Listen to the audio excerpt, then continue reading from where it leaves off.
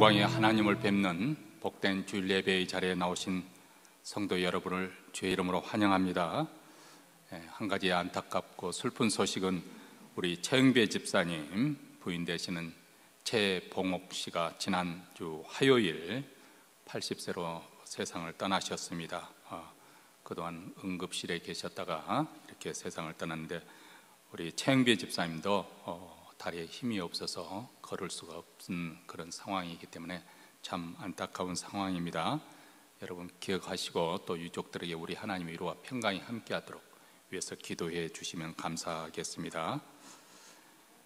이제 사도신경으로 우리의 신앙을 고백하심으로써 10월 세 번째 주일 예배 하나님께 드리겠습니다. 전능하사 천지를 만드신 하나님 아버지를 내가 믿사오며 그의 아들 우리 주 예수 그리스도를 믿사오니 이는 성령으로 잉태하사 동정녀 마리아에게 나시고 본디오 빌라도에게 고난을 받으사 십자가에 못 박혀 죽으시고 장사한 지 사흘 만에 죽은 자 가운데서 다시 살아나시며 하늘에 오르사 전능하신 하나님 우편에 앉아 계시다가 저리로서 산 자와 죽은 자를 심판하러 오시리라. 성령을 믿사오며 거룩한 공예와 성도가 서로 교통하는 것과 죄를 사하여 주시는 것과 몸이 다시 사는 것과 영원히 사는 것을 믿사옵나이다. 아멘. 찬송가 53장 다 함께 하나님을 찬송하겠습니다.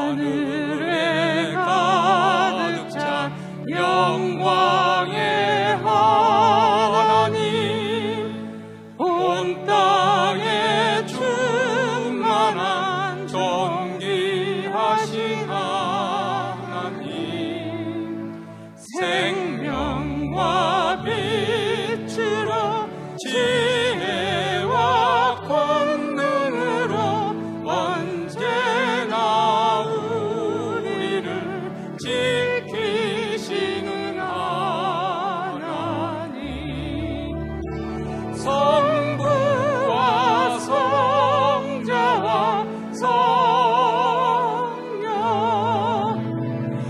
구원의 하나님,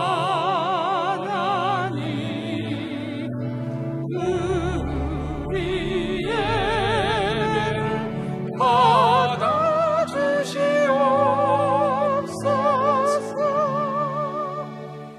사랑이 넘치는 자비하신 하나님, 은혜가 풍성한 구원의 하나님, 참매의 심령에 평안을 주옵소서. 죄악의 허물을 용서하여 주소서. 찬송과 영광과 생명 구원의 하나님, 우리 예배를 받아주시옵소서.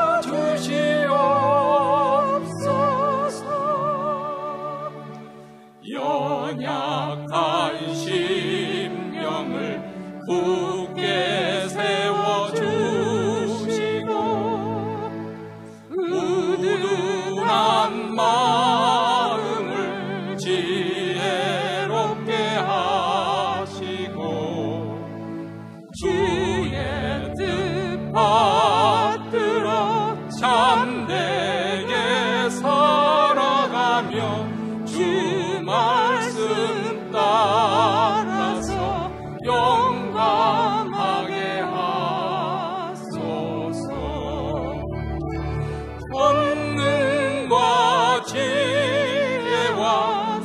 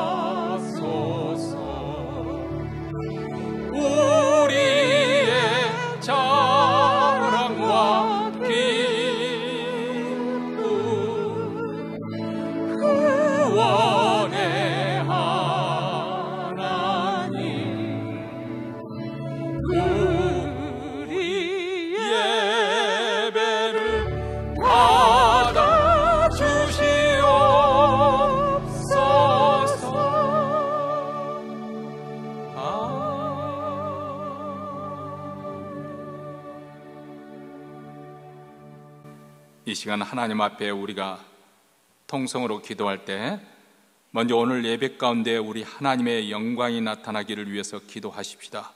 그래서 우리 모두 다 하나님의 임재를 생생하게 경험하고 돌아갈 수 있도록 하나님을 만난 흔적을 안고 돌아가는 주일 예배가 이루어지도록 우리 교회뿐만 아니라 몬트레에 있는 모든 교회들, 특히 우리 한인교회, 우리 하나님의 영광을 나타내 주시고 그 영광의 빛에 압도되게 하시고 거룩에 사로잡히는 축복된 예배가 되기를 위하여 기도하십시다. 두 번째로는 하나님, 지금 이 시간 이 땅에는 많은 사람들이 고통을 받고 헐벗고 굶주린 사람들이 많이 있습니다. 많은 난민들이 이 땅에 유리방황하고 있고 또 전쟁으로 해서 고통을 받고 있고 굶주림으로 헐벗고 다음 고통을 받고 있는 많은 사람들이 있고 특별히 우리 북한 동포들을 주님 긍휼히 여겨주시고 우리 하나님의 자유케 하심, 해방케 하심, 치유와 회복케 하시는 은혜의 역사 하나님의 긍휼에 따라 일어나게 하여 주시옵소서 위해서 기도하십시다. 세 번째로는 우리 자신과 우리 가정, 우리 자녀들, 우리 장래, 노후 모든 문제들 우리의 기도 제목을 가지고 하나님 앞에 하나님의 자비하심을 바라며 간절한 마음으로 기도하십시다. 또 교우들 가운데 상을 만난 가정들, 또 병석에 누워서 참 몸져 누워있는 성도들, 여러 가지 어려운 공경에 빠진 가정들을 위해서 우리 하나님의 자비하심으로 치유하시고 회복시키시는 은혜가 이 땅에 임하게 하여 주시기를 이 시간 마음을 앞에서 다 함께 통성으로 기도하겠습니다. 자비로우시고 은혜로우신 하나님 아버지, 오늘 또 복된 주일을 맞아야 하나님의 백성들 예배의 자리로 불러 모아주셔서 감사합니다. 하나님의 이름을 찬송하며 찬양하며 주의 구원을 부르며 아버지 주님 앞에 나왔사오니 그리스도의 보혈을 피를 힘입어 주님의 앞에 나온 사랑하는 성도를 환영하며 주께서 아버지 맞아 주시는 줄 믿습니다. 하나님 나오 계심이 부끄러운 존재지만은 아버지 하나며 주여 주께서 오늘도 주의 영광을 비춰주심으로 우리 마음속에는 모든 어둠의 역사를 쫓아주시기를 원합니다. 하나님의 영광의 빛에 비춤을 받고 하나님의 거룩에 압도되게 하시고 하나님의 영광에 사로잡히는 축복된 시간이 되기를 원합니다. 몬트리는 모든 교회들 아버지는 특별히 우리 한인교회 우리 하나님의 주일 예배 가운데 하나님께서 친히 임재하시고 하나님을 경험하는 예배가 이루어지도록 주여 우리를 돌아보아 주시옵소서. 불쌍히 여겨 주시옵소서. 하나님께서 친히 함께하여 주시옵소서. 영광의 빛이 비춰 주시옵소서. 하나님 아버지, 이 땅에는 얼마나 많은 사람들이 아버지로 굶주리고 헐벗고 고통당하고 있는지 모릅니다. 난민들이 이 땅에서 유리하는 사람들이 있고 전쟁으로 인해서 아버지 하나님 많은 사람이 죽어가고 있고 아버지 하나님 병들고 아프고 헐벗고 굶주리는 사람들, 우리 하나님의 여러 가지 또 천재지변에 고통당하고 있는 사람들이 있는 땅에 있습니다. 특별히 우리 북한 동포들 아버지 하나며 참으로 이렇게 추운 가절에 돌아왔지만은 아버지 굶주림이 해결되지 않고 있는 이런 때 우리 하나님의 복음의 역사가 이런 간절히 원하고 기도합니다. 하나님이 불쌍히 여겨 주시옵소서. 하나님이여 저들을 해방케 하시고 자유케 하는 은혜가 임하게 하여 주시옵소서.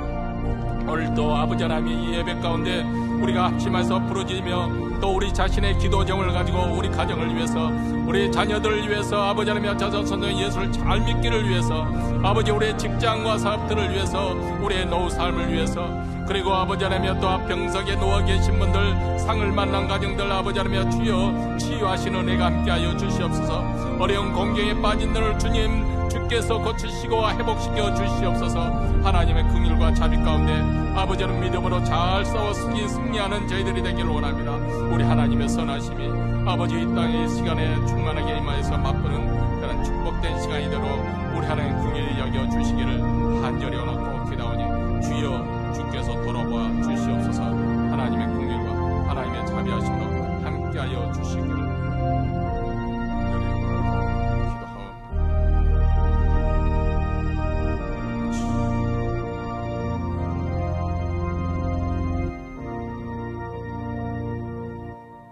하늘에 계신 우리 아버지여, 이름이 거룩히 여김을 받으시오며 나라 임하옵시며 뜻이 하늘에서 이룬 것 같이 땅에서도 이루어지이다. 오늘날 우리에게 일용할 양식을 주옵시고 우리가 우리에게 죄진 자를 사하여 준 것 같이 우리 죄를 사하여 주옵시고 우리를 시험에 들게 하지 마옵시고 다만 악에서 구하옵소서. 대개 나라와 권세와 영광이 아버지께 영원히 싸움나이다. 아멘. 오늘 우리에게 주신 하나님의 말씀은 사도행전 28장 1절부터 16절 말씀. 이제 드디어 사도행전 끝을 보이기 시작합니다. 28장 마지막 장 1절부터 16절까지 한 목소리로 읽습니다. 우리가 구원 얻은 후에 안즉 그 섬은 멜리데라 하더라. 토인들이 우리에게 특별한 동정을 하여 비가 오고 날이 참에 불을 피워 우리를 다 영접하더라. 바울이 한뭇 나무를 거두어 불에 넣으니 뜨거움을 인하여 독사가 나와 그 손을 물고 있는지라. 토인들이 이 짐승이 그 손에 달림을 보고 서로 말하되 진실로 이 사람은 살인한 자로다. 바다에서는 구원을 얻었으나 공의가 살지 못하게 하심이로다 하더니 바울이 그 짐승을 불에 떨어뜨리며 조금도 상함이 없더라. 그가 붙든지 혹 갑자기 엎드러져 죽은 줄로 저희가 기다렸더니 오래 기다려도 그에게 아무 이상이 없음을 보고 돌려 생각하여 말하되 신이라 하더라. 이 섬의 제일 높은 사람 버블리오라 하는 이가 그 근처에 토지가 있는지라. 그가 우리를 영접하여 사흘이나 친절히 유숙하게 하더니 버블리오의 부친이 연병과 이질에 걸려 누웠거늘 바울이 들어가서 기도하고 그에게 안수하여 낫게 하며 이러므로 섬 가운데 다른 병든 사람들이 와서 고침을 받고 후한예로 우리를 대접하고 떠날 때 우리 쓸 것을 배에 올리더라. 석 달 후에 그 배에서 가동한 알렉산드리아 배를 우리가 타고 떠나니 그 배의 기호는 디오스구로라. 수라구사에 대고 사흘을 있다가 거기서 들러가서 레기온에 이르러 하루를 지낸 후 남풍이 일어나므로 이튿날 보디올에 이르러 거기서 형제를 만나 저희의 청함을 받아 이레를 함께 유하다가 로마로 가니라. 거기에 형제들이 우리 소식을 듣고 안비오 저자와 삼강까지 맞으러 오니 바울이 저희를 보고 하나님께 살해하고 담대한 마음을 얻으니라. 우리가 로마에 들어가니 바울은 자기를 지키는 한 군사와 함께 따로 있게 허락하더라. 아멘.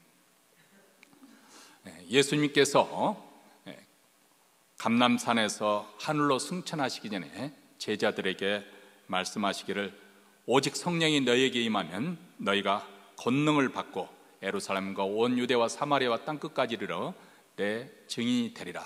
이렇게 말씀하시고 하늘로 승천하셨습니다.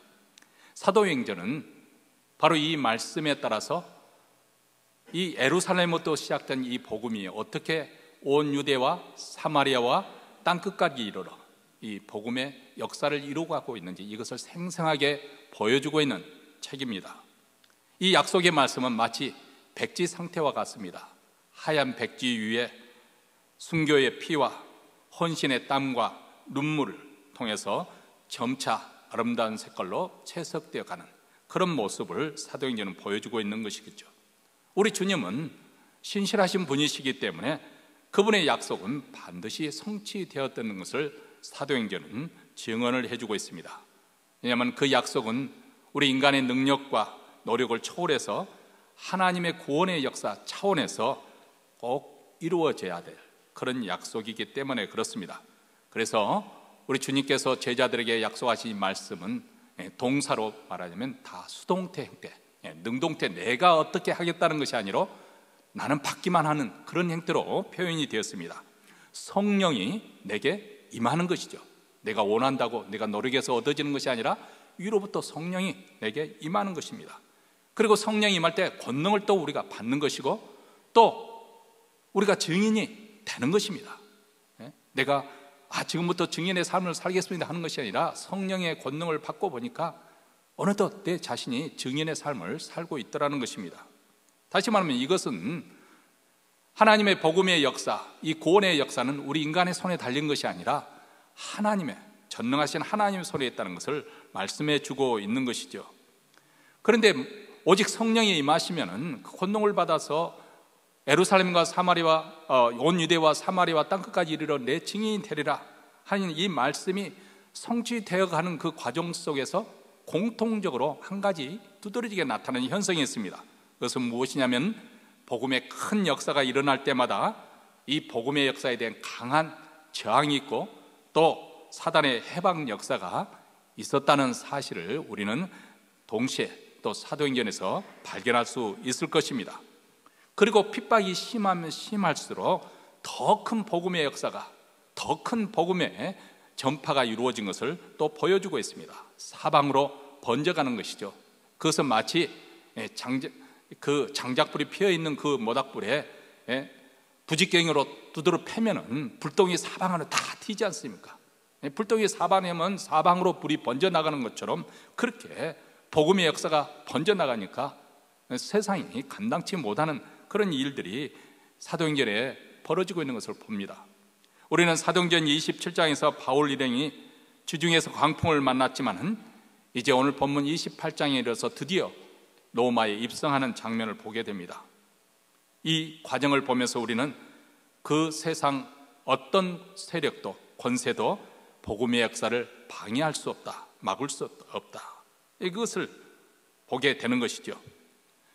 지난주 설교에서 언급했던 어느 학자는 왜 사도 바울이 가는 그 항해길이 그토록 힘들고 험악했는가, 왜 그토록 무서운 광풍이 그때 그렇게 불었을까요? 그것은 세계 선교를 방해하고자 하는 사단의 마지막 광란의 몸짓이었다, 이렇게 말했습니다. 그런데 그 어떤 사단의 방해 공작도 바울의 항해를 막을 수 없었다는 것이죠. 왜냐하면 하나님의 주권적인 섭리가 있었기 때문에. 주님은 이미 바울에게 말씀하셨습니다. 7장 24절에 바울아 두려워 말라, 내가 가이사 앞에 서야 하겠고 또 하나님께서 너와 함께 행선한 자를 다 내게 주셨다 하였으니, 이미 바울에게 약속하신 그 말씀대로 우리 주님께서 함께 하시고 그 약속이 성취되도록 우리 주님께서 섭리하고 계신다는 것입니다. 오늘 우리는 이 하나님의 말씀을 들으면서 우리도 하나님의 백성으로 살 때, 또 우리가 세상 사람들의 그 방식대로 그 처세하는 그런 방식으로 우리가 살지 않냐고 믿음으로 말씀에 순종하고자 살고자 할 때, 물론 그렇게 하면은 우리가 불이익을 당할 수 있고 또 손해를 볼 수가 있는 것이고, 또 내가 원치 않은 그런 일에 내가 순종을 해야 될 그럴 경우도 있습니다. 여러 가지로 염려도 되고 불안하기도 하고 두려운 마음도 있을 것입니다. 그런데 우리 주님께서 우리가 사명을 가지고 주님 앞에 살고자 할 때 말씀해 주십니다. 두려워 말라. 내가 반드시 사명을 받은 그 자리에 너는 서야 하겠고 내가 그때까지 너와 함께 할 것이고 너를 보호해 줄 것이다. 그렇습니다. 사명을 가져야 우리가 정말 능력 충만한, 생명이 충만한 그런 삶을 살 수가 있습니다. 하나님의 말씀은 반드시 성취될 것입니다. 하나님의 사명은 결코 중단되지 않을 것입니다. 그러므로 우리가 이 땅에 정말 생명력 있게 능력 있게 살려면 하나님이 주신 사명, 그 사명감을 가지고 우리가 살아야 될 줄로 믿습니다. 유라굴로 폭풍을 만나서 우여곡절을 겪던 바울행이 드디어 한 섬에 걸리게 되었습니다. 지난 시간에 우리가 살펴보았던 내용입니다. 28장 1절에 보니까 멜리데라는 섬이었습니다. 그것은 로마의 이탈리아 반도의 제일 하단에 있는 그런 섬입니다. 그곳 토인들, 원주민들이 이렇게 비가 내리는 그런 추운 날씨나서 그래서 불을 피워주면서 그들을 따뜻하게 영접해 주었습니다. 그런데 바울이 그 나무 한 단을 집어서 불 속에 집어넣으려고 하는데 그 뜨거운 불기운에 의해서 독사가 그 나무단에서 나와서 바울을 독사가 물었습니다. 이를 본 그 원주민들은 바울이 비록 바다에서는 구원 건짐을 받았을지 모르지만 저가 필경 무슨 큰 죄를 지었기 때문에 하늘의 심판이 임한 것이라 4절에서 그렇게 말씀하고 있죠. 토인들이 이 짐승이 그 손에 달림을 보고 서로 말하되 진실로 이 사람은 살인한 자로다. 바다에서는 구원을 얻었으나 공의가 살지 못하게 하심이로다. 이렇게 말합니다. 근데 바울은 아무렇지도 않은 듯 독사를 탈탈 털어버리고 독사는 즉시 뱀구이가 되어버리고 말았습니다.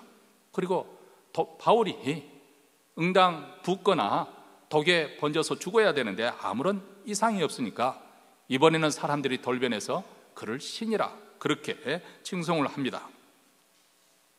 여러분, 여기 나타난 원주민들의 두 가지 이렇게 극단적인 상반된 그 반응을 보면서 우리는 세상 사람들의 피상성, 그 변덕스러움. 그래서 우리가 인생을 살 때 사람들의 평가에 대해서 너무 우리가 비중을 두지 말아야 됩니다.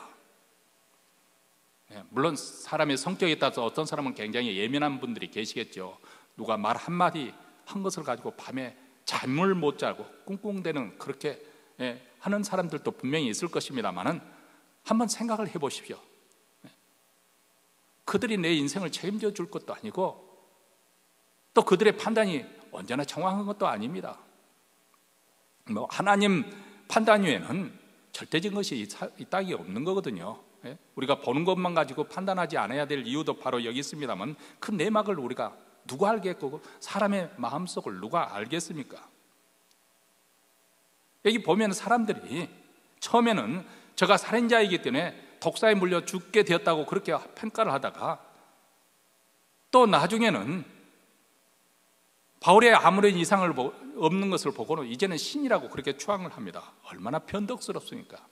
얼마나 얄팍합니까?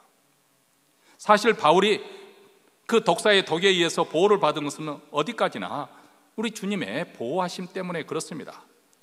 왜냐하면 그에게는 사명이 있기 때문에, 그리고 그 사명이 성취되어야 하기 때문에 하나님께서 그를 해가 되지 않도록 보호하신 것이지요.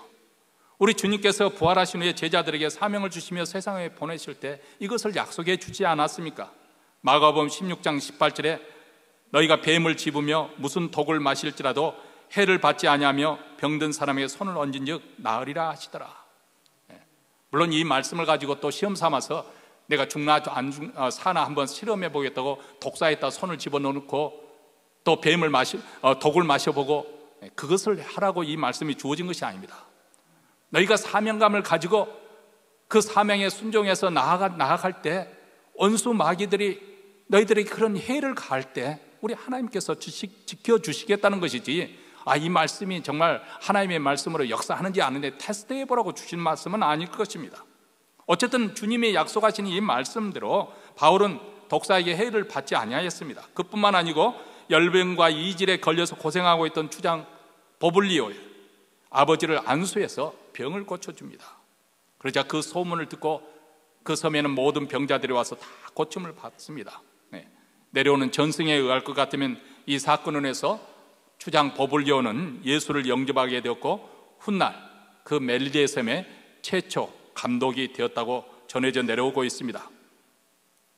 어쨌든 그 원주민들의 후한 대집 속에서 석 달을 그것을 겨울을 보낸 다음 바울 일행은 다시 항해를 계속하죠.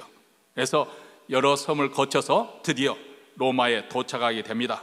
로마에 입성한 바울 일행을 몇몇 형제들이 멀리까지 그 영접을 나와서 환대를 하죠. 15절 말씀입니다.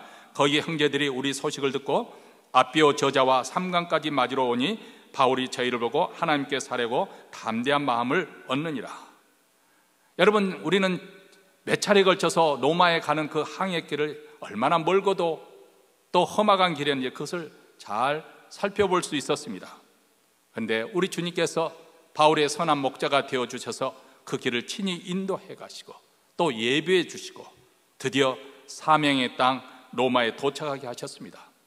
우리 인생에도 하나님이 주신 그 사명을 발견하고 또 주신 그 사명을 귀중하게 알고 그것을 감당하고자 할 때 우리 하나님이 우리가 동행하시고 또 우리를 지켜 보호해 주실 것입니다. 왜냐하면 우리에게 사명이 있기 때문에 그 사명이 성취되기까지는 결코 우리는 망하지도 죽지도 아니할 줄로 믿습니다. 우리는 그동안 바울이 로마를 향해서 가는 여정을 통해서 어떻게 하나님께서 길을 여시고 선교 역사를 친히 이루어 가시는지 그것을 볼 수 있었습니다. 그런데 이 일을 성취하시는 하나님의 방편이 무엇이냐? 그것은 바로 사명을 받은 사람들을 통해서 하나님께서 구원의 역사를 이루어 가시더라는 거예요. 물론 하나님이 원하시면 자동적으로 다 예수를 믿도록 그렇게 할 수도 있어요. 근데 하나님께서는 그런 방식으로 하지 않고 우리 사람들을 사명을 주셔서 맡기시는 거예요. 그 일을 가도록 맡기시는 거예요. 복음을 전하도록, 전도를 하도록 맡기심으로 그것을 통해서 복음이 전파되고 구원의 역사가 일어나고, 그래서 하나님의 백성들이 이곳저곳에서 많이 일어날 수 있도록 그렇게 하시는 것이 하나님의 방식입니다. 그래서 우리로 하여금 이 추수의 기쁨에 동참할 수 있도록, 우리로 하여금 상급이 있는 그런 인생이 될 수 있도록, 그렇게 해서 하나님께서 우리로 하여금 이 구원의 역사에 함께 동참하도록 불러주시는 것이죠. 사도 바울이 왜 그런 고초를 겪으면서도 로마에 가고자 했을까요? 왜 중도에서 포기하지 않았을까요? 그것은 하나님으로부터 받은 사명이 있었기 때문에 그렇습니다. 우리 모든 그리스도인들은 주님으로부터 대사명을 받았습니다. 마가복음 16장 15절에 보면 너희는 온 천하에 다니며 말씀을 전파하라, 복음을 전파해야 될 것을 우리에게 말씀을 하셨습니다. 물론 우리 모두 다 온 천하를 다니면서 복음 전파를 하지 못하지만은 우리 가정에서든지 우리 지역에서든지 또 교회를 통해서든지 선교사님을 통해서든지 우리는 계속해서 함께 이 일에 부르심을 받은 것이죠. 그런데 이 일에 대해서 사도 바울은 아주 과격하게 그런 표현을 써서 표현을 하고 있습니다. 고린도전서 9장 16절에 보면 내가 복음을 전할지라도 자랑할 것이 없으면 내가 부득불할이라. 만일 복음을 전하지 않으면 내게 화가 있을 것이미로다. 내가 복음을 전파해도 자랑할 것이 없다. 왜냐하면 당연히 해야 될 일이기 때문에. 만약에 내가 복음을 전파하지 않으면 내게 화가 미칠 것이다. 사도 바울은 복음 전파하는 일은 부득불할 일이라고 말합니다. 부득불이란 것은 불가피하게 꼭 해야 되는, 반드시 해야 되는, 하지 않으면 안 되는 일, 그것을 말하고 있는 것입니다. 복음 전파는 자신이 부득불해야 할 일이기 때문에 복음을 전하도록 자랑할 것이 없고, 만일 복음을 전하지 않으면 오히려 자신에게 화가 있을 것이다. 왜 이런 표현을 조금 아주 레디컬하게 과격하게 표현을 하고 있는지 한번 그 부르심에 대해서 한번 생각해 보시기 바랍니다. 그가 하나님으로부터, 주님으로부터 부르심을 받을 때 그가 하나님을 잘 믿을 때가 아니었습니다. 오히려 하나님의 뜻을 거스려서 교회를 핍박하고 성도들에게 박해를 하고 있을 때 전격적으로 하나님의 부르심을 받았습니다. 스데반을 죽이는데 앞장을 섰고요, 예수 믿는 자들 무자비하게 잡아다가 옥에 투옥시키기도 하고, 심지어는 이웃나라 다메섹 그 도성에까지 신자들을 잡아오기 위해서 기세등등하게 달려가고 있었습니다. 여기에 앉아있는 우리들도 마찬가지입니다. 어떤 분들은 부모님으로부터 태어날 때부터 이렇게 예수 믿어온 그런 분들도 계실 것입니다만은, 많은 분들이 내가 하나님을 잘 믿고 있을 때 하나님께서 나를 불러서 구원시켜 준 거 아니지요? 그렇죠? 내가 하나님을 잘 사랑하고 있을 때, 세상보다도 하나님을 더 사랑하고 있을 때 하나님의 자녀로 하나님께서 삼아주신 것 아닙니다. 나도 사도 바울처럼 기세등등하게 세상을 향하여 달려가고 있을 때, 하나님의 영광을 구하는 대신에 이 세상 영광을 취하기 위해서 얼마나 기세등등하게 자신만만하게 그때는 그렇게 달려갔습니까? 마치 사도 바울이 다메섹에 갈 때 대제사장으로부터 권세를 받아서 신자를 핍박하기 위해서 열심히 달려가듯이, 지금도 사람들은 새벽부터 저녁 늦게까지 어떤 회사나 상관으로부터 그 명령만 떨어지면 아주 열심히 뛰고 또 뜁니다. 예전에는 사실 조금 하긴 해도 그 남편이나 아버지 한 사람만 일해서 가족들이 먹고 살았어요. 그리고 어머니는 집에서 자녀들 돌보고 그런 삶을 살았는데, 요즘 시대는 그것을 허용하지 않지 않습니까?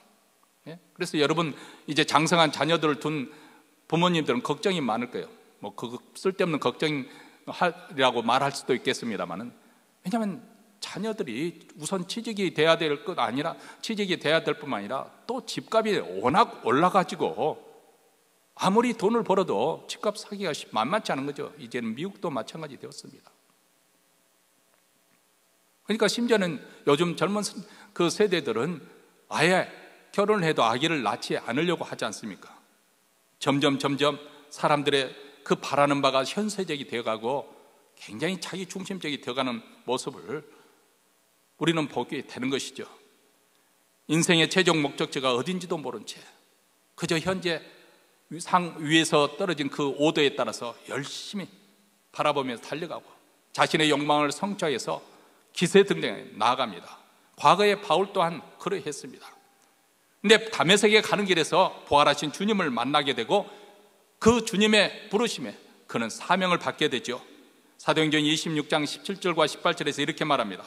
이스라엘과 이방인들에게서 내가 너를 구원하여 저에게 보내 그 눈을 뜨게 하여 어둠에서 빛으로 사단의 권세에서 하나님께로 돌아가게 하고 제3가 나를 믿어 거룩게 된 무리 가운데 기업을 얻게 하리라 하더이다.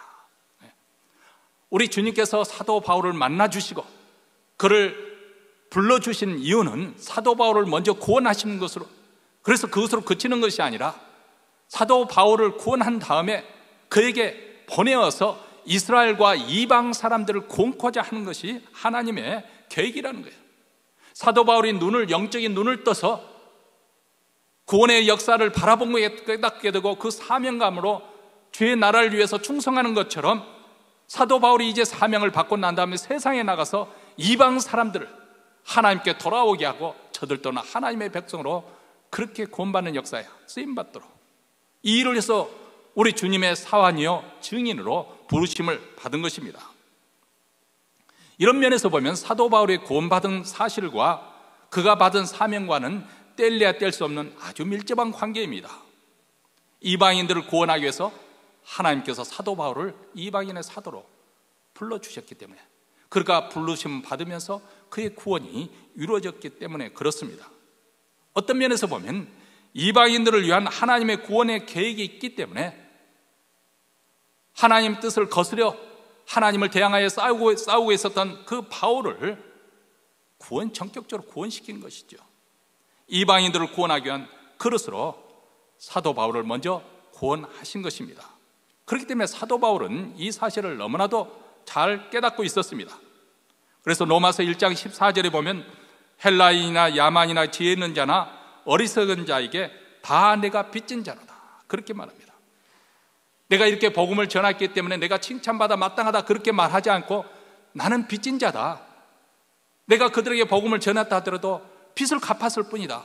왜냐하면 내가 얻은 이 구원은 이방인들을 위해서 하나님께서 나를 쓰시기 위해서 내가 구원받았기 때문에, 나는 빚진 자이기 때문에. 그래서 복음 전파는 자기가 좋아서 하는 그런 선택사항이 아니라 필수사항이라는 거예요. 하지 않으면 안 되는 부득불 사명이라고 표현을 하고 있는 것이죠. 자신이 복음을 전하도록 직분을 받았기 때문에 이를 감당하지 않으면 오히려 하가 있을 것이다. 로마서 1장 16절과 17절에서 이렇게 표현합니다. 내가 복음을 전할지라도 자랑할 것이 없으면 내가 부득불할 일이라. 만일 복음을 전하지 않으면 내게 화가 있을 것이미로라. 내가 내 힘으로 이것을 행하면 상을 얻으려니와 임의로 아니한다 할지라도 나는 직분을 맡았노라, 이렇게 말합니다. 우리가 복음을 전하는 것은 복음 전파하는 것이 참 삶의 보람을 가져다 주고 의욕이 넘치고 너무나도 이 일을 하면 행복하고 전도하지 않으면 몸이 근질기는 못 견디고 그래서만 복음을 전하는 것은 아닙니다. 사실 그런 사람이 얼마나 되겠습니까만, 근데 사도 바울은 부득불 해야 할 일이 있기 때문에 복음을 전파하고 있다. 이것은 마치 어머니가 자식을 키울 때 열심히 땀 흘려서 음식을 만들어서 먹는 것을 자식들이 맛있게 먹는 걸 보면 얼마나 마음이 뿌듯하고 기쁘고 좋습니까? 그런데 언제나 기쁘고 좋아서만 자식을 키우는 것은 아니지요. 때로는 너무 피곤하고 힘들고 다 평겨치고, 나라는 존재는 뭐냐, 애들한테 매여서 나라는 내 청춘은 다 흘러가 버렸지 않았습니까? 그래서 어딘가 사라져버리고 싶고 한번 나를 찾아서 내가 원하는 대로 살고 싶은 그런 인생을 되찾고 싶은 그런 욕망이 있습니다. 그럼에도 엄마라는 책임감 때문에 그 피곤함을 참고 그까지 일을 감당하고자 하는 것이 우리 부모들, 특별히 어머니들의 마음이 아닙니까? 우리도 마찬가지입니다. 예수를 믿는 것이 마냥 언제나 좋은 것은 아니죠. 물론 여기에는 우리가 하나님 말씀에 순종하지 않기 때문에 그런 결과를 가져오기도 하지만은, 사실 믿음의 길로 가려고 하면은, 또 주님이 원하시는 그 길로 가려고 하면, 특별히 사명을 감당하려고 하면 그 책임감, 우리 교회도 직분자들이 세워져 있지 않습니까? 이 직분자로서 역할을 한다는 것이 사실 성도들이 인정하니까 기분 좋을 때도 있지만은 많은 경우에 남들이 하지 않는 그 일을 감당해야 되는 거예요. 성도들은 예배 드리고 다 떠나지만은 그래도 직분자들은 한 번 정도 교회당을 돌아다 보면서 뭐가 잘못된 거 있으면 이렇게 챙겨놓고 또 치우고, 그게 직분자들이 하는 일이에요. 그 일을 좋아할 사람이 누가 있겠어요? 문제가 생기면 먼저 달려가서 그 일을 해결하고, 또 복음을 전파하는 일에도 앞장서고, 또 예배를 드리는 것이나 또 우리가 하나님 앞에 기도드리는 그 일에서 모범을 보여드리고, 원치 않은 일, 때로는 그것이 멍해로 느껴지는 그런 일이죠. 어쩌면 직분자이기 때문에 내가 마지못해서 할 수도 있습니다. 이렇게 해가지고 내가 상급 받을 수 있을까, 칭찬받을 수 있을까 생각하려는지 모르겠습니다만은, 그래도 그런 상황일지라도 내 자리를 잘 지키는 것, 우리 주님께 칭찬받을 일이에요. 그 자리를 잘 지키고 묵묵히 어머니가 자기 책임을 감당하는 것처럼, 언제나 좋은 일이, 기분 좋은 일이 아니지만 그 일을 감당하는 것처럼 우리가 직분자로서 그 자리를 지키는 것이 우리 주님께 칭찬받는 일이죠. 우리 주님이 귀하게 생각하는 것이죠. 하나님께서는 우리를 위해서 구원받아야 할 사람들을 이미 창세전에 계획해 두셨습니다. 그래서 때가 되면 우리를 먼저 주님께서 불러주신 거예요. 우연히 친구 도움으로 교회에 나왔던지 간에 어쨌든 다시 교회로 나오게 된 것은 무엇입니까? 우리 주님께서 우리를 통해서 구원받아야 될 사람들이 있기 때문에 부르신 거 아니겠습니까? 예전에 친구 목사님이 저희 교회 왔을 때 그분이 저하고 대화할 때 그런 이야기를 하더군요. 자기는 예수를 믿고 난 다음에 이제 대학교 다닐 때부터 예수를 믿게 됐는데, 신앙생활을 하면서 항상 아쉬웠던 게 뭐냐면, 자기 부모님이 그리고 조상이 예수를 믿지 않았던 것이 굉장히 아쉽대요. 이제 더군다나 목사가 되고 보니까 그래도 부모님이 믿는 가정이었다면 이렇게 위해서 기도해 줄 텐데, 자기가 첫 세대 첫 번째 예수를 믿게 됐고 목사가 되었기 때문에 그런 부분에서 참 아쉬웠다. 그래서 그랬는지 모르겠습니다만은 어쨌든 목사님 따님과 결혼을 하셨습니다. 근데 그분이 말씀하시기를 그렇게 항상 아쉽게 생각하다 어느 날 깨달음이 왔대요. 나는 아브람처럼 부름을 받았구나. 믿음의 첫 조상으로서, 우리 가문의 믿음의 첫 조상 아브람처럼 이제는 내가 예수 잘 믿고 내 자자손손 예수를 잘 믿도록 내가 아브람처럼 부름을 받았구나.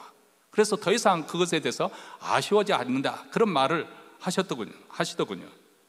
맞습니다. 우리가 가장 먼저 우리 가정에서 예수를 믿게 되었다면 이제부터는 우리가 아브람처럼 믿음의 조상이 되어야 되는 거예요. 그래서 우리가 조금 전에 합심해서 기도할 때도 우리 자녀들을 위해서 기도한 이유도 여기 있습니다. 아직 교회를 가지 않는다 할지라도 언젠가는 우리 하나님께서 하나님을 만날 수 있는 자리, 하나님께 은혜를 받을 수 있는 자리로 이끌어 주시기를 신비롭게 성령께서 역사해서 그 마음을 감동시켜 주셔서 하나님을 향해서 마음이 부드러지고 열릴 수 있도록 우리는 기도하는 거예요. 사랑하는 남편을 위해서, 아내를 위해서, 또 가족, 친척들을 위해서, 친구들을 위해서 우리가 기도해야 됩니다. 왜냐하면 그것이 우리에게 맡겨진 사명이기 때문에. 이것은 포기해서 되는 일이 아니에요. 끝까지 우리는 붙들고 기도해야 될 사명이기 때문에 그렇습니다. 우리가 선교에 나가지 못한다 하더라도 선교사님을 위해서 기도해드리고 후원해드리면 그 일에 우리도 동참하는 것이죠. 우리에게 맡겨진 사명이에요. 사실 우리 교회가 이제 교회당 빚도 다 페이오프를 했습니다. 그리고 또 빚 없이 또 교육관도 인모델딩도 다 끝났어요. 그래서 이제 어떻게 보면 돈 들어갈 일이 없기 때문에 제가 재직해서 그런 말을 했습니다만은 좀 사람을 써서 친교 준비하는 것도 하겠다 했는데, 이 코로나 때문에, 이 방정맞은 코로나가 사람 계획대로 안 되도록 그렇게 망가뜨리고 버리고 말았어요. 그렇다고 해서 아직 헌금이야 줄었기는 했지만은, 그러나 부족함 없이 잘 진행되어 오고 있습니다. 지금 미국의 한인교회들이 3,000개가 원래 넘었는데 코로나 지난 동안 1,000개 이상, 한 3분의 1 정도가 교회가 문을 닫았습니다. 그리고 많은 교회가 경제적으로 어려운 줄 압니다. 거기에 비하면 우리 성도들의 헌신에 참 감사하지요. 이 정도. 그런데 이렇게 감사하고 우리가 이 정도에 만족해서 할 것이 아니고, 제가 마음을 두고 있는 것은 뭐냐면, 앞으로 우리 교회가 해야 될 일은 무엇일까? 물론 북한 선교에도 관심을 가지고 앞으로 문이 열리면 우리가 협조를 해야 될 거겠지만, 지금 세계에서 난민들이 1억이 가까워져 가고 있습니다. 예전부터 아프리카에서 가난하고 힘들고 고통스러우니까, 살기 너무 힘드니까 지금 그 유럽을 건너가기 위해서 필사적으로, 그래서 보트에서 심지어는 물에 빠져 죽는 사람도 부지기수도 많았지 않습니까? 우크라이나 전쟁 때문에 또 최근에는 또 전쟁으로 난민이 생기고, 시리아에 팔레스타인에 난민이 생기고, 또 남미에서도 지금 어려운 고통 속에서 콜롬비아나 또 베네수엘라 경제 상황이 너무 안 좋으니까 좀 나은 그 이웃 나라로 넘어가기 위해서 얼마나 많은 사람들이 자기 집을 떠나서 옮기는지 모르겠어요. 그 수요가 거의 1억에 육박해 가고 있어요. 제가 언젠가 말씀드렸죠. 미국에 사는 저희들은 미국에 사는 것 자체만 해도 적어도 지금 현재 전 인구의, 이 지구상 인구의 한 10% 아니면 5% 안에 사는 그런 수준으로 살고 있다고 제가 말씀드렸죠. 한번 상상해 보세요. 지금 80억의 인구 가운데 미국에 한 3억 정도 되지 않습니까? 비율로 한번 생각해 보세요. 하루 세 끼 해결한 것이 우리는 당연하게, 아니 요즘에는 어떻게든 몸에 살 빼려고 금식도 하잖아요. 그런데 하루 세 끼를 해결하는 거 쉬운 일이 아닙니다. 이 지구상에 지금 절반 이상이 되는 사람들이 저녁 식사 먹지 않고 잠자리 들어가는 사람들이 부지기수로 있습니다. 그래서 우리 교회가 앞으로, 우리가 계속해서 비즈니스 하는 것도 아닌데 헌금, 지금 사역이 많이 활발하게 하지 않기 때문에 헌금이 남은 것을 계속 쌓아놓고 그것 가지고 장사할 것입니까? 하나님께서 우리에게 주신 기회를 활용해야죠. 앞으로 이런 사역에 대해서 눈을 돌려서 선교사님들에게 후원해드리고 밀어드려야 되는 것이죠. 만약에 우리에게 이 시대에 우리에게 주어진 이 사명을 감당하지 못한 훗날 우리 주님께서 얼마나 큰 책망을 하실 것입니까? 우리는 편하게 안락하게 그렇게 살고자 하는 그런 속성 때문에 주장기가 쉽지만 하나님은 우리에게 그런 사명을 주셨지 않습니까? 그리고 우리가 주님으로 받던 이 사명을 감당하고자 하면 우리 하나님께서는 성령의 권능을 입혀주시고 그것을 잘 감당케 하십니다. 어떤 방해와 장애물이 있더라도 그 사명이 성취되도록 하나님이 역사하십니다. 사실 사명을 받은 사도 바울의 그 일정에서 우리는 이 사실을 이미 확인할 수 있었습니다. 사도 바울이 예루살렘에서 이유 없이 체포되어서 2년 동안 구금 생활을 하고 있을 때, 심지어는 바울을 죽이고자 40여 명이 물을 마시지도 않고 먹지도 않고 우리가 바울을 죽이기까지 우리가 금식하겠다, 그렇게 결사적으로 사도 바울을 죽일 틈을 찾는 사람들이 있었습니다.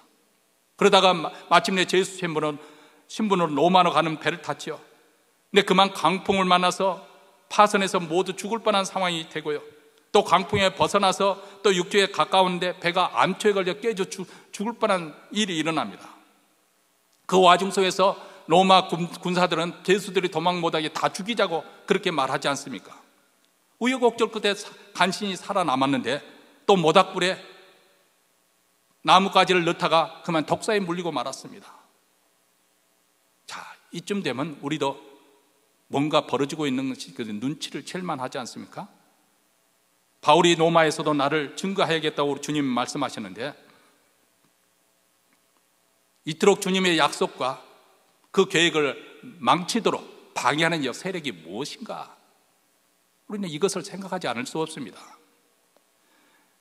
여러분, 27장에서 우리 장황하게 그렇게 사도 바울이 바다에서 풍랑을 만나 고통을 받았던 것을 우리는 공부했습니다. 말씀을 보았습니다. 구약 성경에서는 바다의 광풍과 파도는 대체적으로 하나님을 대적하는 악한 세력을 상징해서 표현하는 경우가 있습니다. 지금 누구 하나가 이 바다 풍랑을 만나는 이 사건 속에서 사도 바울이 가는 길을 방해하는 세력들이 단순히 바다에 큰 풍랑이 일어났다, 뱀, 이런 자연의 천재지변이나 자연의 힘만을 이야기하고 있는 것이 아닙니다. 아니면 못된 사람들의 음모나 흉계, 위협과 협박을 이야기하고자 하는 것도 아닙니다. 그것은 하나님의 구원 계획과 섭리를 작정하고 무너뜨리려고 하는 사단과 그 어둠의 세력에 대해서 지금 우리에게 표현해 주고 있는 것입니다. 여러분, 우리가 구약 성경 창세기부터 또 요한계시록까지 쭉 보면은 하나님과 하나님의 나라에 대해서 설명하고 있지만 그 하나님 나라에 대적하는 사단과 사단의 그 세력들이 있다는 것을 계속해서 보여주고 있습니다. 가령 출애굽기에 가면 사단은 바로 왕, 그 애굽 왕 바로를 통해서 인구 조절 정책을 통해서 히브리인들이 사내 자식을 낳기만 하면 바로 잡아 죽이려는 그런 시도를 해서 모세마저 죽이려고 하지 않습니까? 에스더서에 보면 하만을 통해서 유대인들의 씨를 아예 말리려는 그런 음모를, 날 잡아서 죽이고자 하는 음모를 꾸미지 않습니까? 또 헤롯 대왕을 통해서 베들레헴에 태어난 아기 예수를 죽이고자 작정하고 달려들지 않습니까? 그리고 사단은 또한 가룟 유다에게 예수를 팔 마음을 심어줘가지고 결국은 유대인들을 충동질해서 예수를 십자가에 못 박도록 그렇게 했습니다. 훗날 초기 기독교회, 예루살렘 교회 유대인 공예를 통해서 사도들과 초대교회를 핍박하고 복음 증거하는 일을 필사적으로 막으려고 했습니다. 이제 세계 중심지어 제국의 수도인 로마의 복음의 전파하는 바울을 광풍으로 바다에 수장시키려고 합니다. 이런 무서운 음모와 계획 가운데 과연 바울은 어떻게 살아남을 것인가? 주님의 약속은 과연 성취될 것인가? 그런데 사도행전에서 특별히 27장, 28장을 공부하면서 우리가 깨닫게 되는 것은 이 모든 악한 세력에도, 이 역사에도 불구하고 하나님은 결국은 하나님의 뜻이 성취되도록, 하나님의 약속이 이루어지도록 섭리하신다는 사실입니다. 하나님이 우리에게 주신 사명은 어떤 방해와 장애도 불구하고 무너지지 않고 이루어진다는 사실, 그 마음의 원대로 모든 일을 주관하시고 역사하시는 분이시기 때문에 이 세상에는 모든 일과 특히 우리 믿는 자의 삶은 우리 하나님의 섭리 가운데 있기 때문에, 그래서 만약 이런 하나님을 우리가 신앙하고 있다면, 하나님이 우리를 위하신다면 감히 누가 우리를 대항할 수 있겠는가? 로마서 8장 31절 말씀 아닙니까? 그런즉 이 일에 대하여 우리가 무슨 말 하리요? 만일 하나님이 우리를 위하시면 누가 우리를 대적하리요? 여러분, 세상 사람들은 고생하지 않고 땀 흘리지 않고 놀고 먹는 인생, 이것을 팔자 좋다고 부러워하지 않습니까? 다행히도 대한민국에 한국 전쟁이 있어서 이 사상이 완전히 뿌리째 뽑혔습니다만 예전에는 그랬습니다. 양반들이 뭐예요? 어떤 사람들이에요? 평생 살아도 손에 물 묻지 않고 흙 묻지 않고 사는 사람들이 양반들이 아니었어요? 뭐 거기도 빈부경제가 있어서 그렇지 못한 경우도 있었지만, 그래서 그냥 늘 쌀밥 먹어가면서, 그리고 게을러 가지고 방 안에 요강 두고 긴 장죽으로 끓여다가 곤방대 물고, 그러다가 뭐 당뇨병, 고혈압 뭐 이런 것으로 다 죽었겠죠. 근데 상놈들은 그냥 상추쌈에 싸 먹고 보리밥에 그냥 먹어가면서 열심히 땀 흘면서 일하니까 아주 건강할 수 있었을 것 같습니다. 우리는 그런 조상으로부터 대대로 있어서 우리 의식 속에, 아니 인간의 본능 속에는 이 편하게 놀고 먹는 것을 좋아하는 그것이 있습니다. 그런데 여러분, 신앙적인 관점에서 볼 때는 어쩌면 가장 위험한 자리이기도 합니다. 왜냐하면 그것이 바로 주님으로부터 점점 멀어져 가는 시초이기 때문에 그렇습니다. 오히려 주님을 위해서 우리가 희생하고 손해보는 자리가 복된 자리요, 영광의 자리라는 사실을 우리는 매일 일어나면서 우리 자신 스스로에게 각인을 시켜야 됩니다. 왜냐하면 우리 자신 누구나 다 편히 살고 싶거든요. 인생을 즐기고 싶거든요. 뭐 그렇다고 해서 즐긴다는 것 자체가 죄 짓는다는 것을 제가 말씀드리려는 것도 아닙니다. 본능적으로 그것에 끌린다 그 말입니다. 어떤 사람은 나는 타락의 길로 가지 않게 가만히 서 있는데요, 이렇게 말하면서 나이는 뭐 특별히 그래도 나는 죄는 짓지 않고 교회는 꼬박꼬박 잘 나가고 있네, 이렇게 말할 수도 있습니다. 그런데 가만히 서 있다고 해서 그 자리에 우리가 머물러 있는 것이 아닙니다. 벌써 가만히 서 있다고 생각하는 그 순간 우리는 세상의 거대한 흐름 속에 이미 떠내려 가고 있는 것이죠. 근데 떠내려 가지 않으려면 그런 세상의 유혹과 육체의 본능을 거스려서 우리가 싸워야 돼요. 예배 드리는 장소로 우리가 나가야 되고, 말씀을 읽어야 되고, 기도하는 시간을 만들어서 기도 시간을 확보해서 기도를 해야 되고, 부르짖게 해야 됩니다. 가만히 서 있다면, 더 이상 싸우지 않는다면 우리는 함께 세상 사람들과 함께 떠내려 가고 있는 중인 것입니다. 그래서 모르드게가 위기에 빠진 유대인들을 구출하고자 그 페르시아 왕후인 에스더에게 도전을 하지 않습니까? 그렇게 주저주저 왕 앞에 나가는 것을 주저하는 에스더에게 강하게 도전합니다. 내가 왕후의 위를 얻은 것이 이때를 위함이 아닌지 누가 아느냐. 다시 말하면 에스더가 페르시아 제국의 왕후가 된 것은 결코 우연히 된 것이 아니다. 하나님의 분명한 목적과 계획이 있는데 지금이 바로 그때라는 것입니다. 이때까지 에스더는 자기 자신과 모르드게, 삼촌 모르드게의 안녕과 행복만을 생각하던 아주 우리처럼 평범한 여성이었습니다. 그런데 자신의 왕후가 된 데에는 하나님의 계획이 있을 줄 모른다는 그 말에 그녀는 도전을 받았고 변합니다. 그녀를 향한 하나님의 구원에 눈을 뜨면서 하나님의 구원 역사에 동참합니다. 그리고 3일 동안 물도 마시지 않고 금식하고 죽으면 죽으려 하고 왕 앞으로 나아가는 그런 선택과 결단을 하게 됩니다. 여러분, 오늘 이 시대에 사는 우리에게도 이런 선택과 결단이 필요합니다.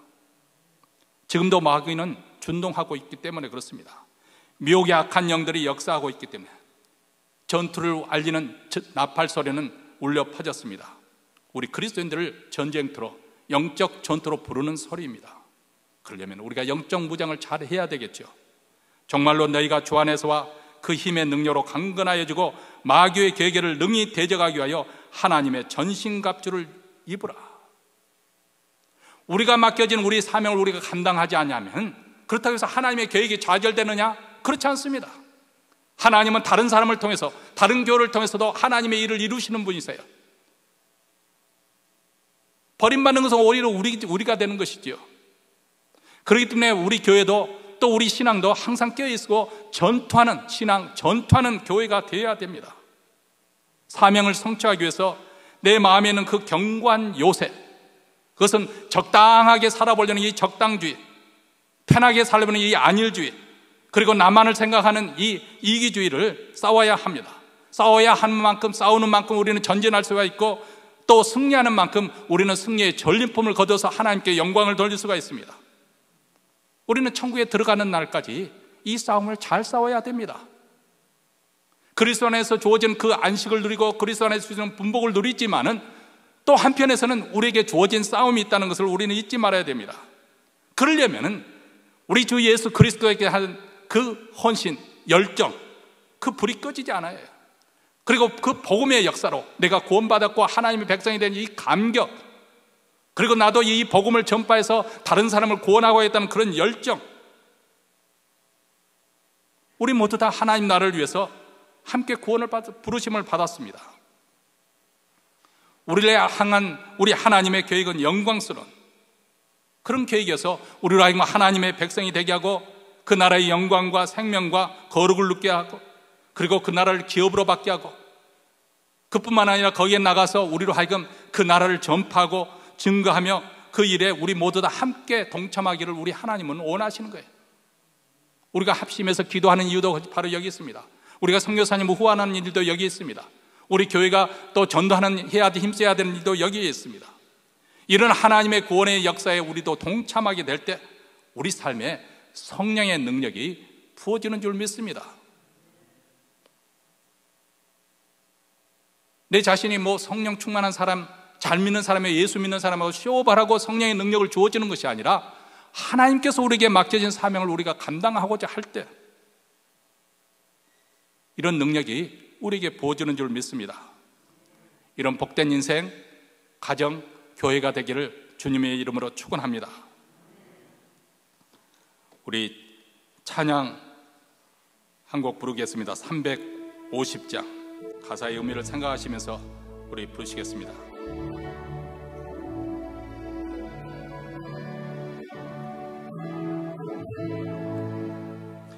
나의 죄를 정케 하사 주의 일꾼 삼으신 구세주의 넓은 사랑 항상 찬송합니다. 나를 일꾼 삼으신 크신 능력 주시어 언제든지 주 뜻대로 사용하여 줍소서. 내게 부어 주시려고 은혜에 예비하신 주 그 은혜로 채워주사 능력 있게 합소서. 나를 일신 주 크신 능력 주시어 언제든지 주 뜻대로 사용하여 줍소서. 죄의 짐을 풀어주신 주의 능력 크도다.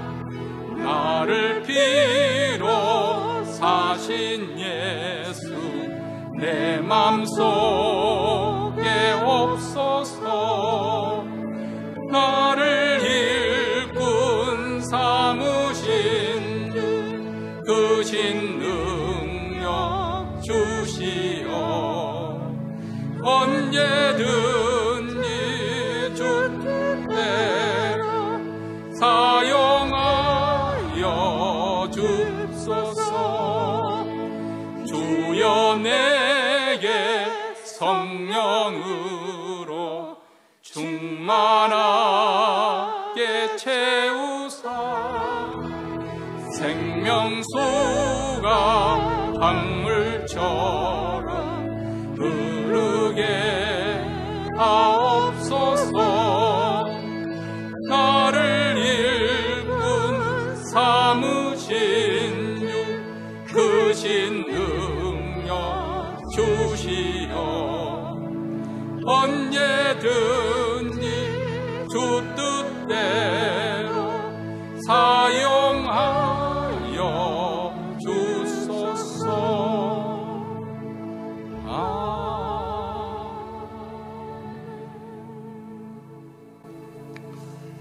하나님 아버지, 저희들로 하여금 우리 일상생활에서 우리가 지치고 낙담되어 좌절할 때에도 우리 주님께서 말씀을 통해서 다시금 사명을 주시고 회복시키시는 은혜, 내가 나를 사랑하느냐 3번이나 물으시면서 베드로에게 내 양을 치라 다시금 사명을 주신 우리 주님의 음성을 오늘 또 듣게 하여 주시니 감사합니다. 하나님, 우리가 천국 가는 날까지 우리가 믿음의 선한 싸움 잘 싸우기를 원합니다. 육신의 안일과 적당주의와 이기주의를 잘 싸워서 이기게 하여 주시고 주님의 나라를 위해서 충성하는 저희들, 저희 교회가 될 수 있도록 주님이 이끌어 주시옵소서. 오늘 또 이런 믿음을 가지고 하나님 나라에 예물을 준비하여 바칩니다. 이 예물이 쓰는 것마다 우리 주 예수 그리스도의 복음이 땅끝까지, 특별히 가난한 자에게 복음이 전파되게 하시고 우리 콜벗고 굶주린 북한 동포에까지 전파되게 하셔서 하루속히 복음으로 남북이 통일되는 귀한 날을 우리 때 보게 하여 주시옵시고, 오늘 또 예배 나온 사랑하는 성도들 그 심령에 천국의 감격과 기쁨, 그 구원의 역사, 그 감격과 기쁨이 살아있게 하여 주셔서 또 한 주 믿음으로 담대히 사는 주님의 일꾼, 증인으로 살게 하여 주시기를 원합니다. 자자손손 예수 그리스도를 잘 믿는 가정이 되기를 원합니다. 이제는 우리 구주 예수 그리스도의 은혜와 하나님 아버지의 무한하신 사랑과 성령의 교통하심이